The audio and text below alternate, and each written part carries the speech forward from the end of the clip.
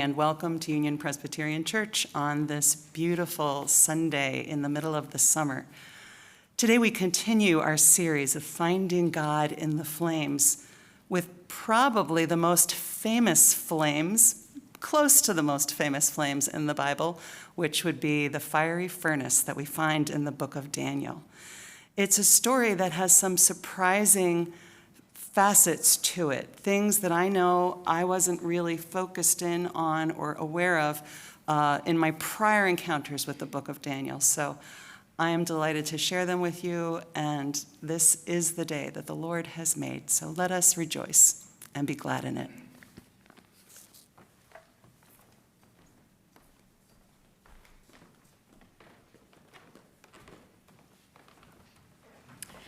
Good morning.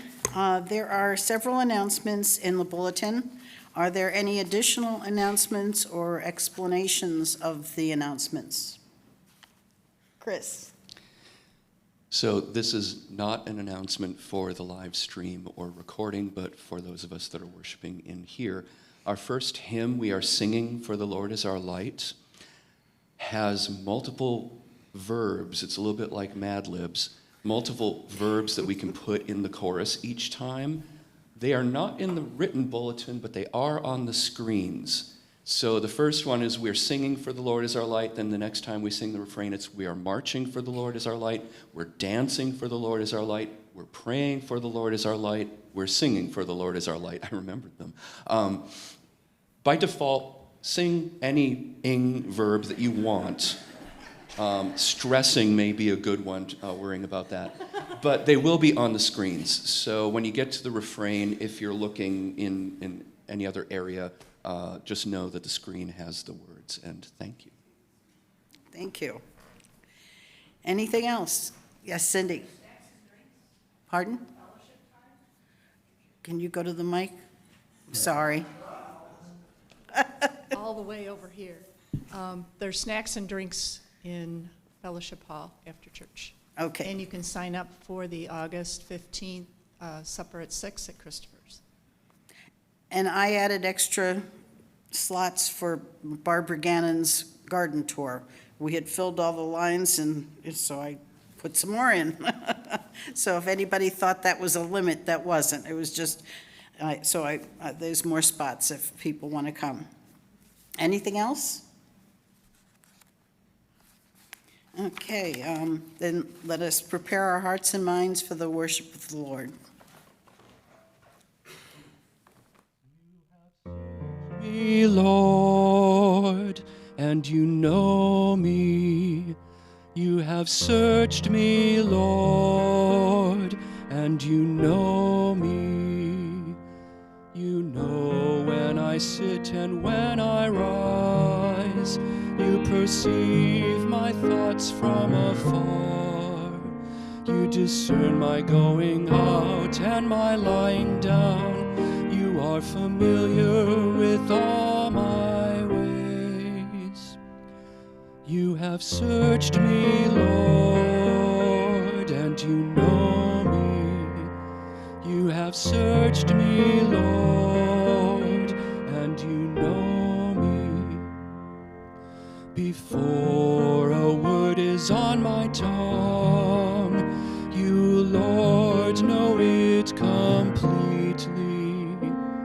You send me in behind and before, and you lay your hand upon me. Such knowledge is too wonderful for me, too lofty for me to attain. You have searched me, Lord, and you know me. You have searched me, Lord, and you know me. How precious to me are your thoughts, how vast is the sum of them. Were I to count them, they would outnumber the grains of sand. And when I wake up, you are are still with me. You have searched me, Lord, and you know me. You have searched me, Lord, and you know me.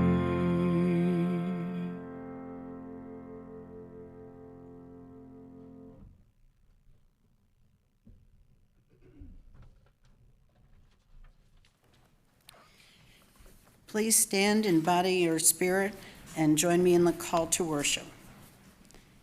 We worship just one God, the God who flung the stars into the sky and crafted our inmost being.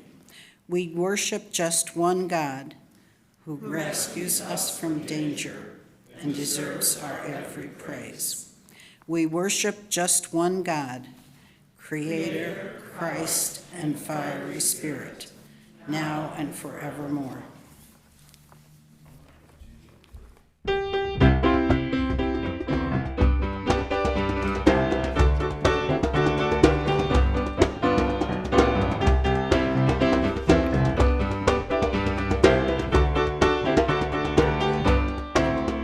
We are singing for the Lord is our light.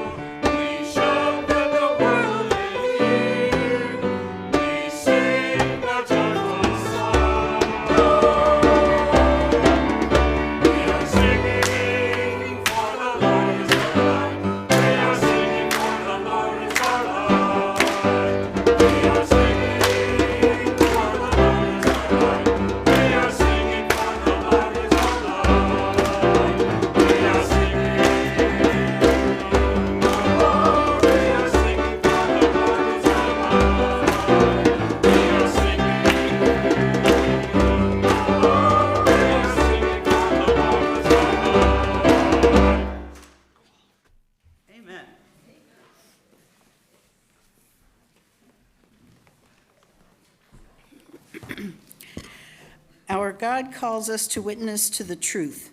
Sometimes it's easier to remain silent. We come before the God of justice, truth, and mercy and ask for healing of our hearts and courage to be God's witnesses in the world. Gracious God, ruler of all, we confess we are too willing to look the other way when evil rears its head. We do not want to stand up to the tyrants of the world. We do not want to put our own safety on the line or to make too big a scene. And so, in our desire to creep by unnoticed, we harm our neighbors and fail to give glory to you.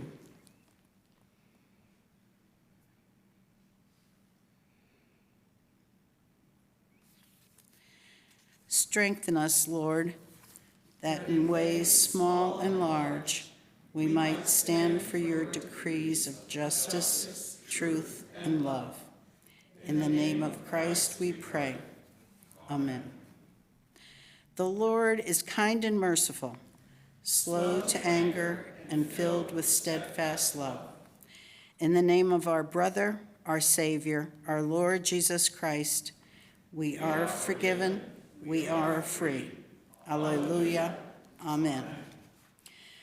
God has searched us and knows our need for peace. God is ready to give it to us, so let us be ready to receive it. May the peace of God be with you. And also with you. Let us share a sign of God's peace with one another.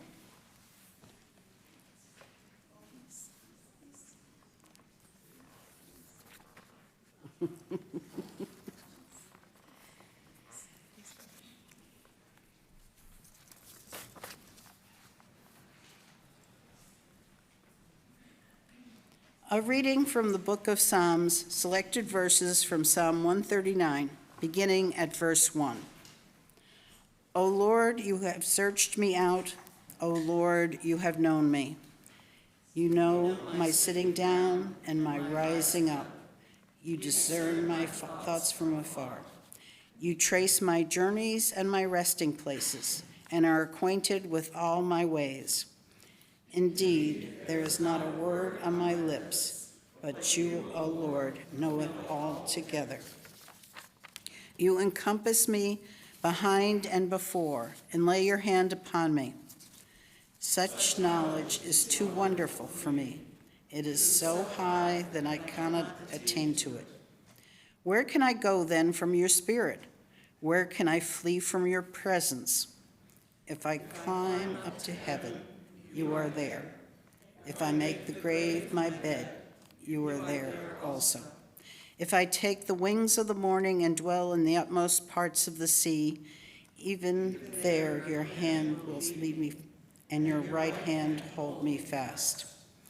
If I say, surely the darkness will cover me, and the light around me turn to night. Darkness is not dark to you. The night is not as bright. Darkness and light to you are both alike. Search me out, O God, and know my heart. Try me and know my restless thoughts. Look well what is in me, and lead me in the way that is everlasting. I'd like to invite the young and young at heart to come forward for the time with young disciples.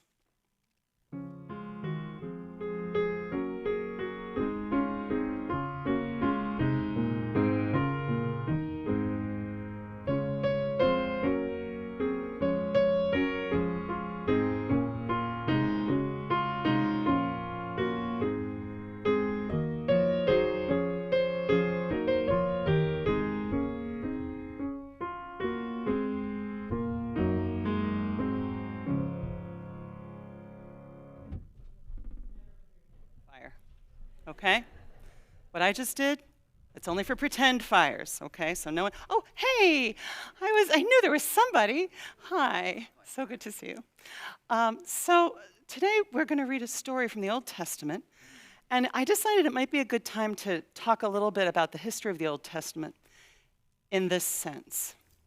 When the Bible stories begin, the story of creation, then the story of Noah, those early parts of the Bible, it's very clear that everyone believes that there are lots of gods. That is a very clear assumption at the beginning of the Bible. We may have our God, but you have your God, and they may not be the same God. Did you know that? Okay, so it's lots of gods. And even people like Abraham, Isaac, and Jacob, who followed God, the God we worship, listened to God's voice, were guided by God, and were given special blessing by God, even they thought that their God was one of many gods. But eventually, and I would say by the time we get to this story that I'm going to read in a minute from the book of the prophet Daniel, that is not the belief of the people of Israel any longer. The people of Israel at this point do not believe that there are any other gods. For a while, they believed there were other gods, but our God is the greatest God. But now, they believe these are pretenders. They're not gods. They're pillars, they're statues, they're idols. That's what they would have called them, idols, which would be things that you worship, but they're not really real, you know? So this point in the story is where somebody who believes they have a different, better God tries to get 3 young men to worship that God. And they won't do it. They don't believe that that God is even real. So that's just something to pay attention to as we read the stories of the Bible, to notice when it seems like we're noticing and agreeing that there are other gods, to the point where we say, just one God. Now, this is complicated for us Christians, though. Why? Tell me why this is complicated for us. Chris?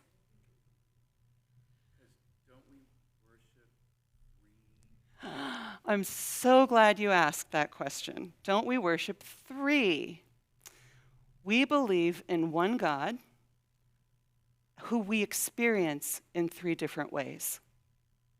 We experience, and this is completely a heresy, just so that you know, because there is no good way to explain the Trinity that makes it easy. There is no easy way to explain the Trinity. But for today, let's say we worship one God who we experience in 3 different ways. We experience God the Creator as God above us, sort of away, watching us, caring for us, but not necessarily the one we're going to see. Oh, I'm doing terribly at this. I'm glad there are no kids here, actually. Because I'm losing my way. I'm getting further and further into heresy. Kids, I'm going to get there. I think that what I'm aiming for is God above us, God with us, who would be Jesus, right. Remember, the answer to most children's messages, questions, is Jesus. Okay. God with us, Jesus, right? And God within us, the Holy Spirit. Now that's simplistic, and it's more complicated than that, but we worship one God. And we don't believe that there are other gods. We believe other people may have their ways of worshiping that acknowledge other kinds of deities, but we don't. Even today, there are people who believe in multiple gods. That is true. But we don't. We believe in one God. Not just the biggest God, not just the best God, but the only God. And that's what this story ends up being about. Thank you for coming, and thank you for bearing with me as I stumble through the doctrine of the Trinity in real time with you as witnesses. Shall we have a prayer? Please join and repeat the words of the prayer all together. Dear God, we thank you for your love. We thank you for your love, which you show us as God the Creator, which you show us as God the Creator, which you show us in the love of Jesus, which you show us in the love of Jesus, and which you show us in the presence and power of the Holy Spirit, and which you show us in the presence and power of the Holy Spirit. Help us to love you and love our neighbors. Help us to love you and love our neighbors. We pray in Jesus' name. We pray in Jesus' name. Amen. Amen. Thank you, guys.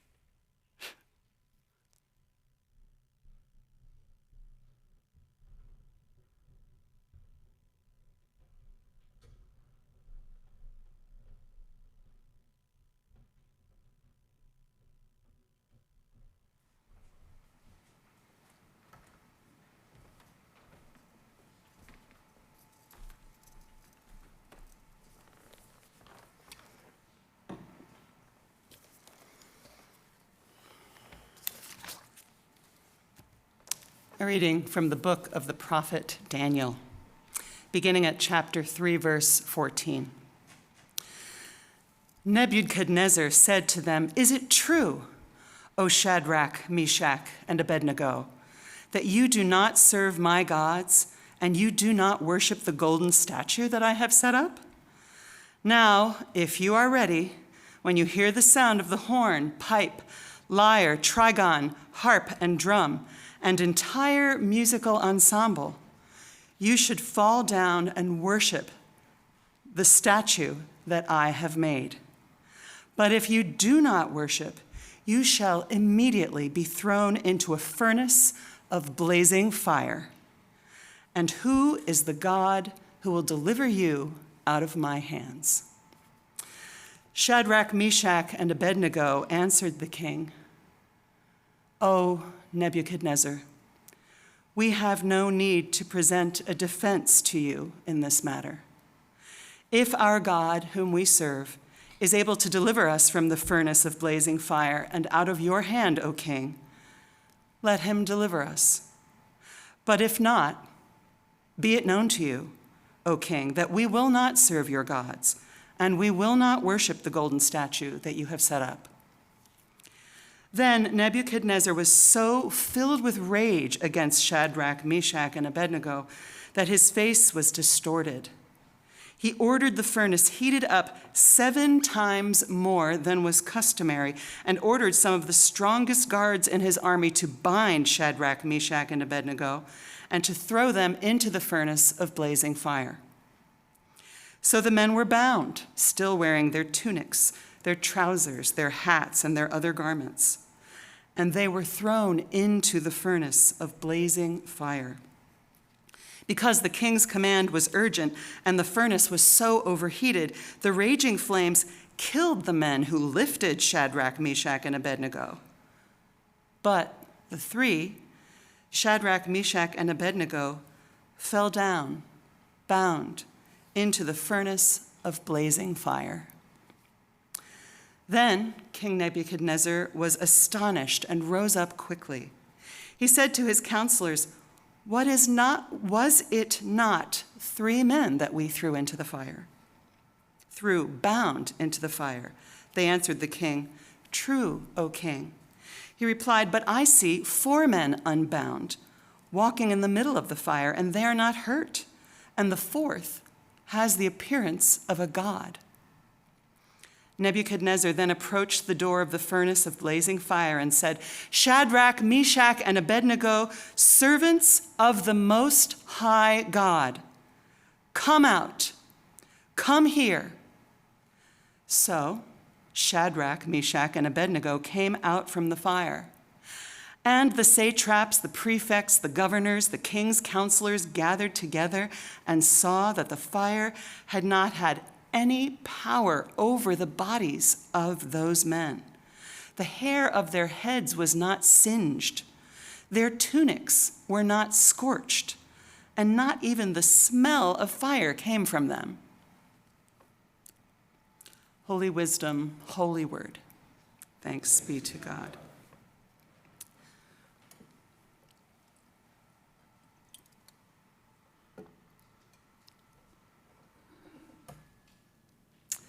Last December, my family and I became captivated by a TV show called 1923.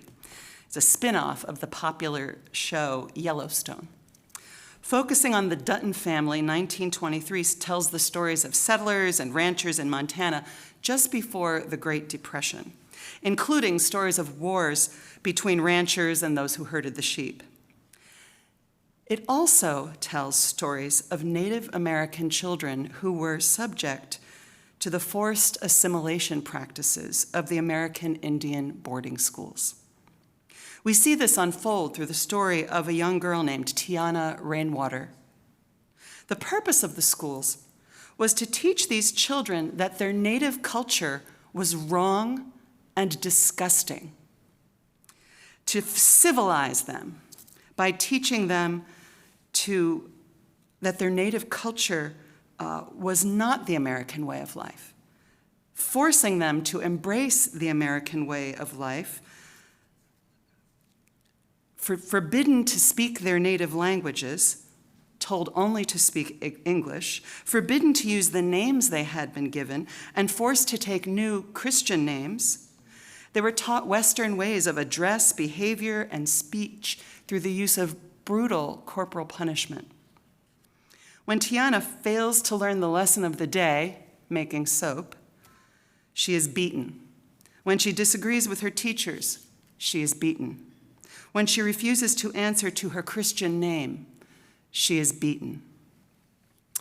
Writers have described this show's portrayal of these schools as highly accurate.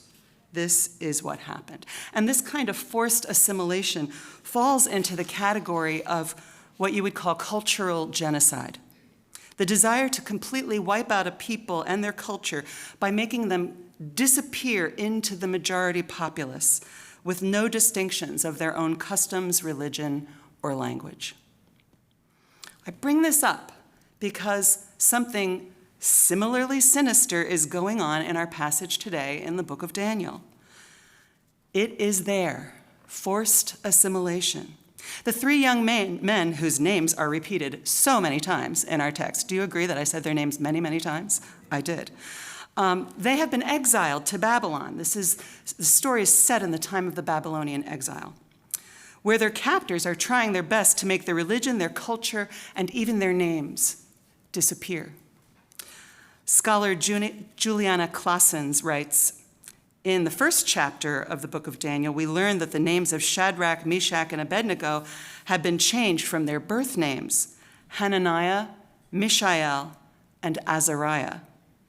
This change in names, she writes, is quite significant, as names not only signify one's identity and heritage, but in the case of these particular names, also one's religious beliefs. Jewish men, so all three of the original names of these Jewish men contain references to God.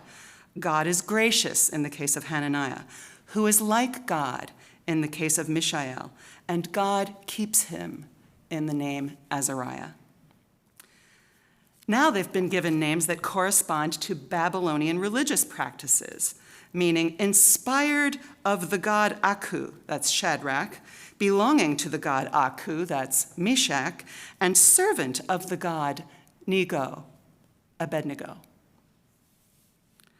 This sets the stage for the story we have before us today, in which the Babylonian king Nebuchadnezzar is determined to have the three young men bow down and worship a statue he has commissioned, a massive 90-foot high, 9 feet wide, so a great spire, which looks like it's piercing the clouds, which is most likely an image of himself. And this was not uncommon for royalty in this era to claim that they were also deities. Nebuchadnezzar's honor is on the line. He has sent out an invitation to just about all the officials in the land, an almost comical list of the satraps, the prefects, the governors, the counselors, the treasurers, the justices, the magistrates, all the officials of the provinces.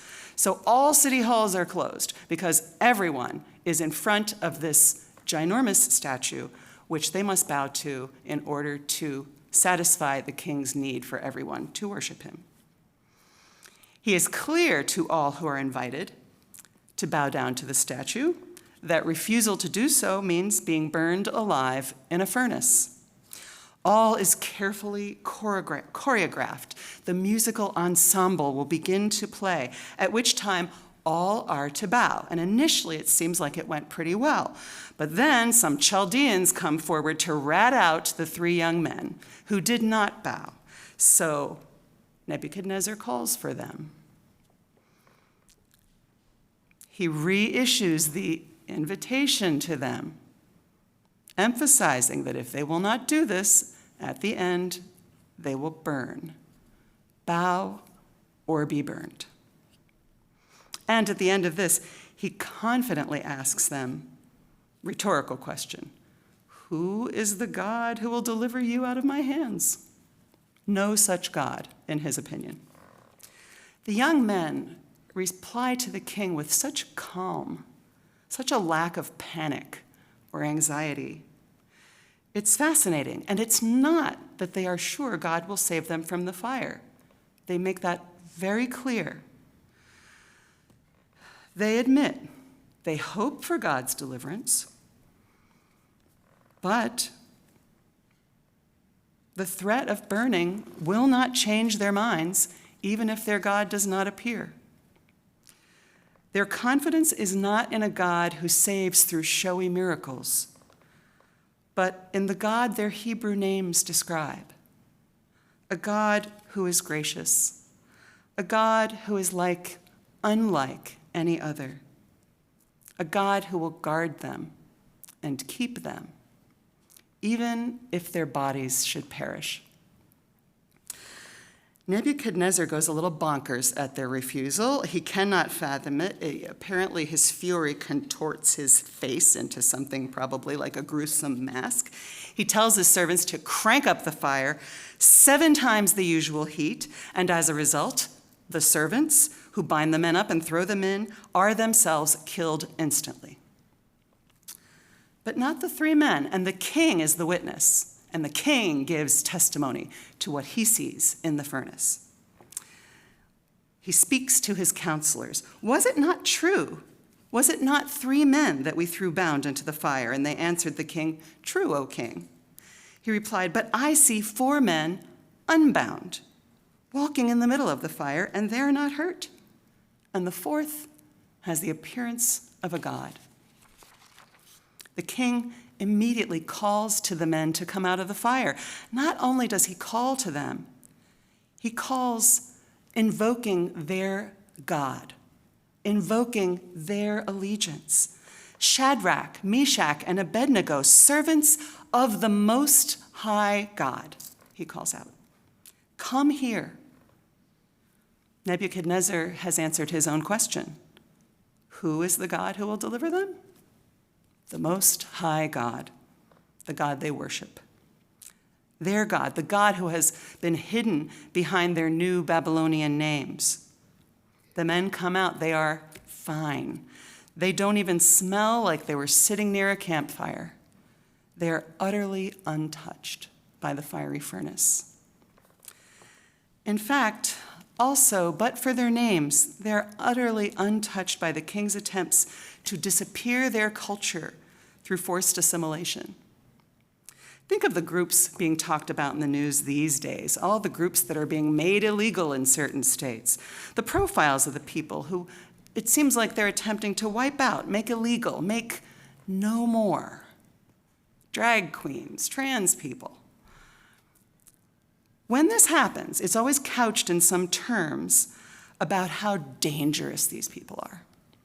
It's always the result of fear of the other, fear that their own values can't hold up against the values they imagine the other represents. And that's just what it is. They're imaginations, not based in reality at all. Who is the God? The one God, the God whom I so clumsily described during the time with young at heart disciples. The God of Abraham, Isaac, and Jacob, the God of Israel.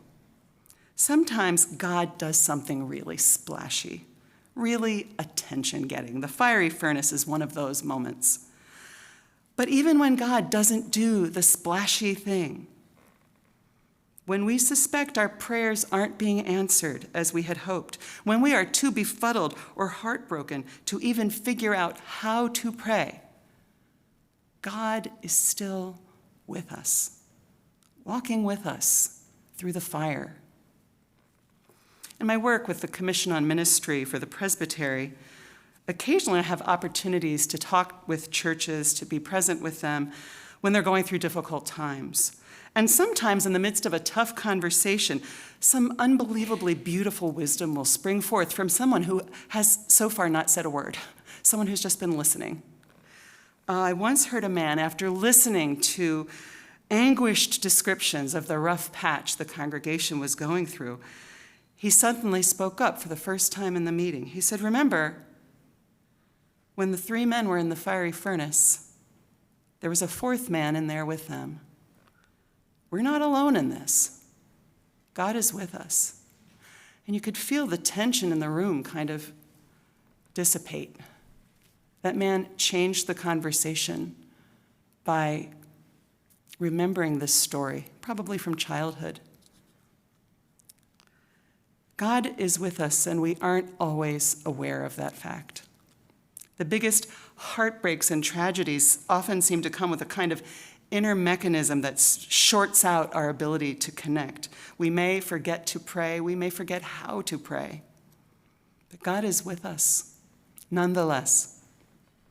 In our miraculous moments and our quiet defeats, God is there, walking with us through the fire, ready to listen, ready to comfort, ready to heal. Thanks be to God. Amen.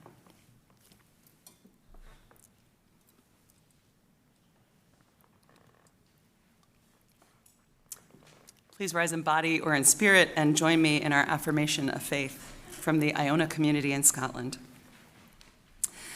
We believe in God above us, maker and sustainer of all life, of sun and moon, of water and earth, of all God's children. We believe in God beside us, Jesus Christ, the Word made flesh, born of a woman's womb, servant of the poor. He was tortured and nailed to a tree. A man of sorrows, he died forsaken. He descended into the earth to the place of death. On the 3rd day, he rose from the tomb. He ascended into heaven, everywhere present, and his kingdom will come on earth.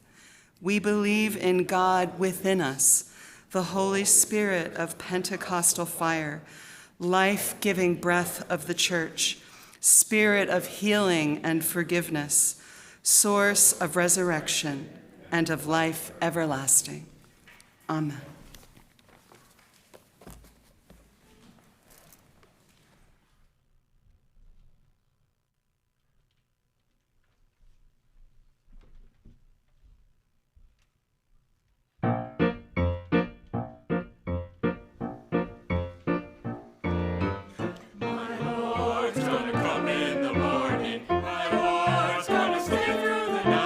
My Lord's gonna watch over me, and everything is gonna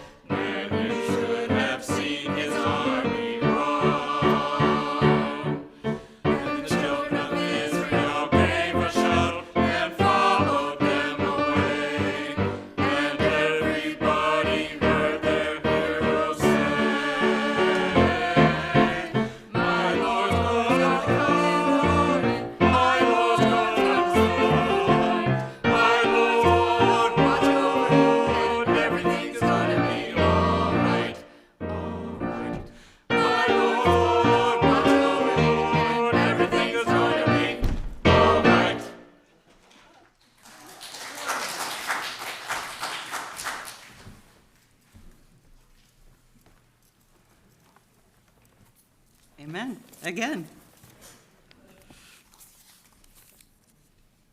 Let us approach God in confidence, knowing that God hears our requests as the prayers of beloved children.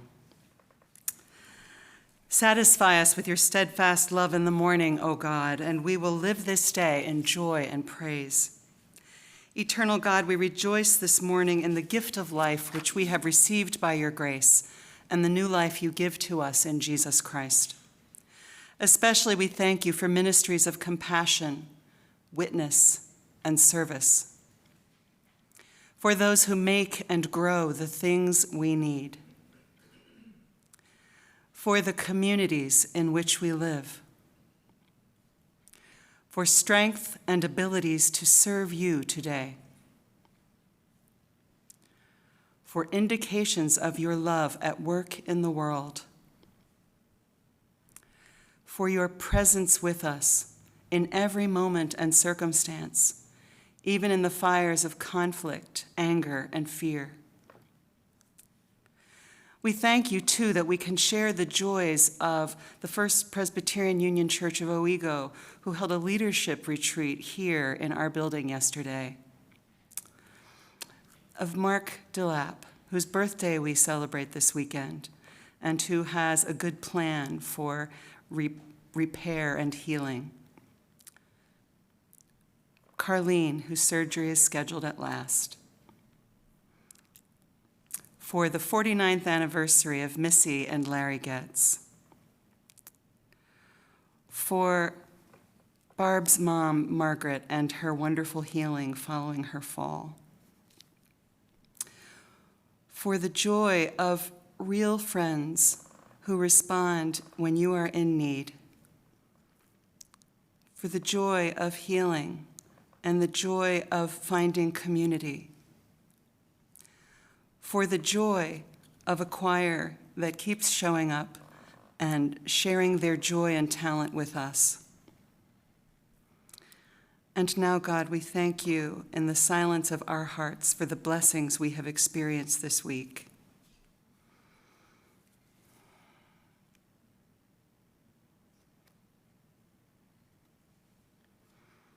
God of grace, we offer our prayers for the needs of others and commit ourselves to serving them, even as you have served us in Jesus Christ.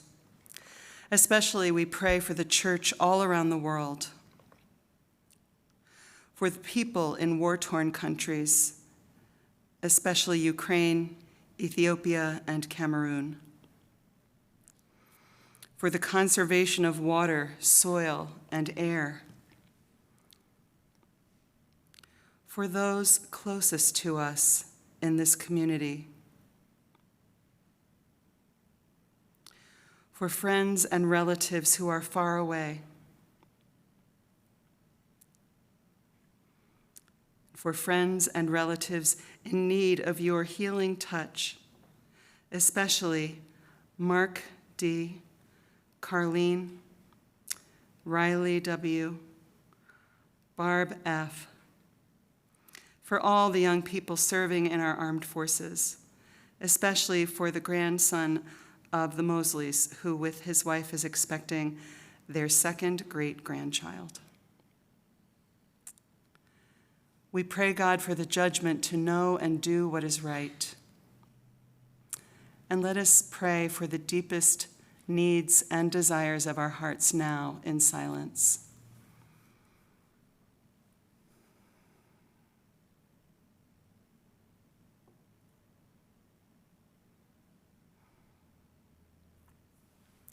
God of our salvation, each day as the light of morning dawns, heaven and earth sing your praise. Help us to live and grow in faith so that we may bear good fruit for the glory of your holy realm. We pray in the name of Jesus, who taught us to pray together. Our Father, who art in heaven, hallowed be thy name. Thy kingdom come, thy will be done, on earth as it is in heaven. Give us this day our daily bread, and forgive us debts, as we forgive our debtors. And lead us not into temptation, but deliver us from evil. For thine is the kingdom, and the power, and the glory forever. Amen.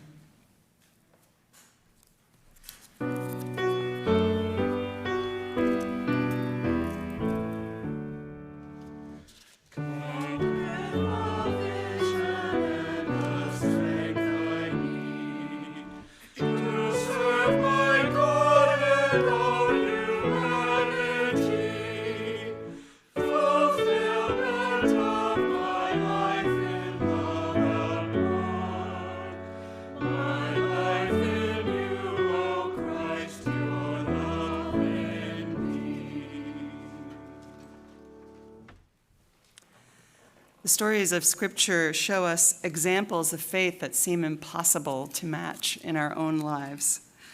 But God meets us where we are and watches and encourages and nurtures us as we grow. It is the same with giving. We begin where we are and seek ever deeper ways of giving of ourselves in service, which is really the only gift God wants. Let us bring our tithes and offerings.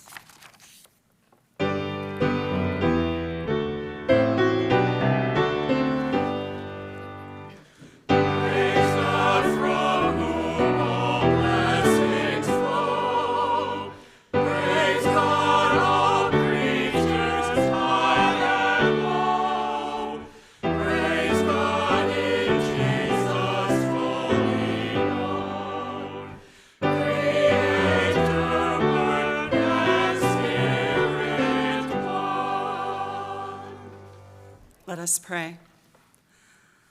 Holy Spirit, God of fire and flame, you kindle within us the love of your dear name. Let the gifts we bring this day light a spark in our hearts and in our community and in our world, so that the love and life you bring might be shared everywhere. We pray in your holy name. Amen.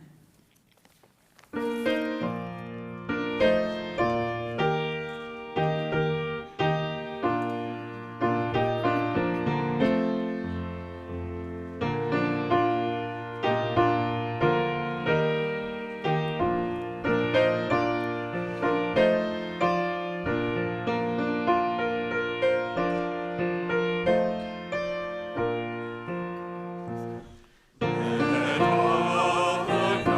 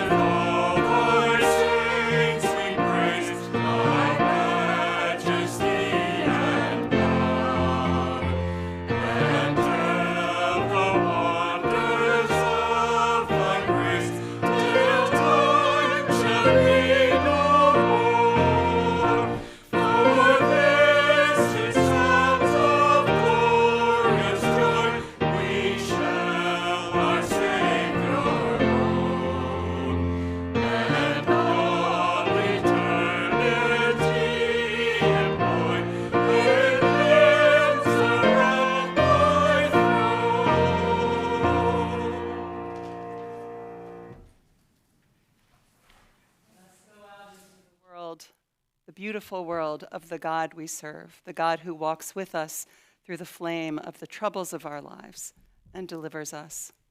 And as we go, may the grace of our Lord Jesus Christ, the love of God, and the sweet communion of the Holy Spirit be with each of us this day and forevermore.